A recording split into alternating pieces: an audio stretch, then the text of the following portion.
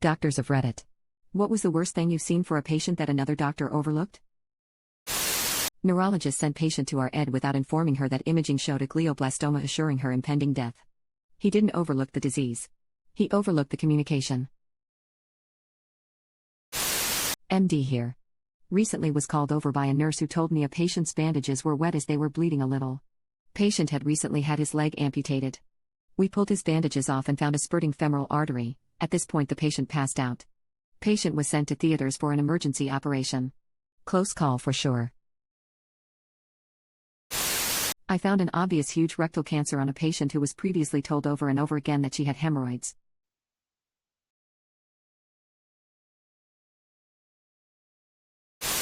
Once when I was a medical student on surgery rotation.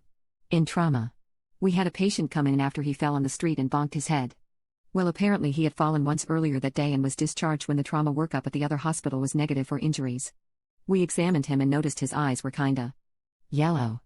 So as part of our trauma workup, given that he couldn't give a great story and we couldn't be sure what happened, we CT scanned his abdomen and saw his common bile duct was like 3 times normal size.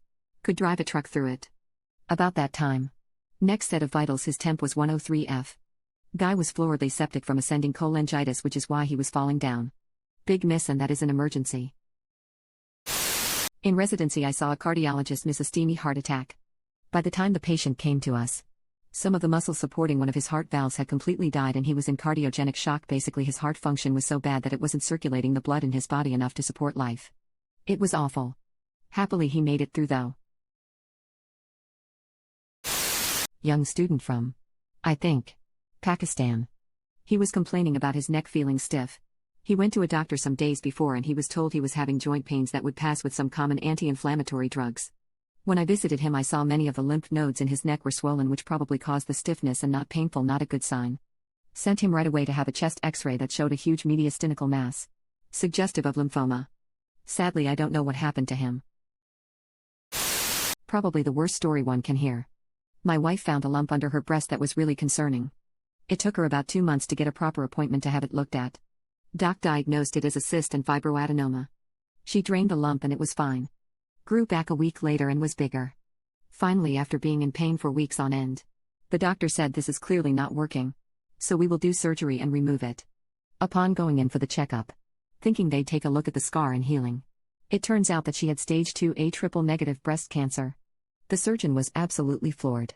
The most upsetting thing was that while her main surgeon/gyno, who was fantastic, was on holiday, another male doctor told her any surgery would be merely cosmetic and it clearly didn't bother her because he could touch the lump. I almost laid that doctor out in the office. When she got the diagnosis he apologized to both of us for being an asshole. Unfortunately, this story didn't end well. Despite doing 8 months of therapy, chemo and radio, her cancer returned 7 months later and ultimately led to her death after it spread to her brain and spinal fluid. So many people told me, breast cancer. That's one of the easy ones. My insert relative nobody peeping cares about here had it. She switched gynos twice because they wouldn't take it seriously. It's been 6 months now and not a day goes by where I wish I could have taken her cancer away. She was peeping 27 years old and defined. Edit 2. To everyone wondering how I am doing. It's been 6 months since she passed.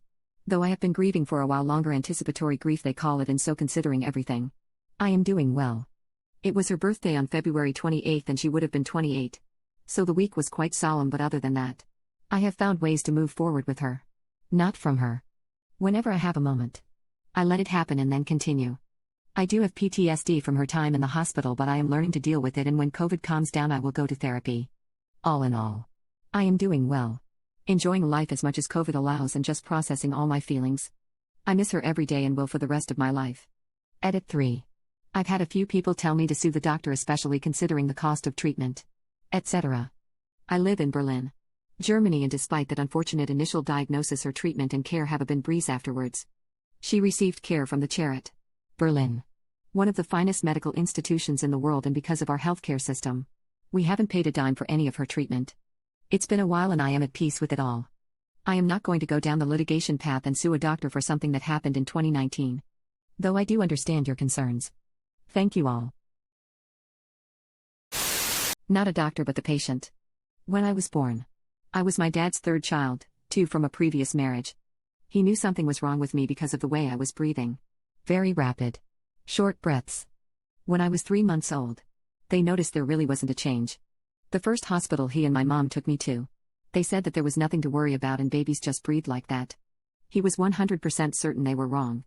They took me to a second hospital, and they said there's definitely something wrong. But they didn't have the technology to help. 1986. They recommended us to a third hospital, which was a couple hours away. Finally, the third hospital took me right in and performed surgery that day. Turns out I had 5 holes in my heart. They tried to go through my rib cage, but it didn't work. They had to crack my sternum and go directly through my chest. They took my heart out of its body and patched the holes. I'm doing wonderfully medically today, and am forever in their debt, not financially. Thank you, Ronald McDonald House. I work in a EMS. We got a call for a female with leg pain. When we arrive on scene, this woman's leg is 3 times the size of her other one, blue and purple, and she has no pulse in her foot. She fell on ice a few days prior and the urgent care didn't do any x-rays. Told her she had a sprain and gave her a walking boot. In reality, her tibia and fibula were both so badly fractured they were cutting the blood vessels and muscle tissue. She lost her foot. My best friend was in her late 20s and was feeling constant irritation in her stomach. She went to see several doctors over the course of almost 3 years, and they all dismissed her, saying she had an irritable bowel. She would try a new diet every few months, but nothing helped. One day she calls me and tells me she broke her ribs. She didn't know how it happened, but she started having horrible pain and her doctor said her ribs must be fractured. Long story short, it wasn't fractured ribs.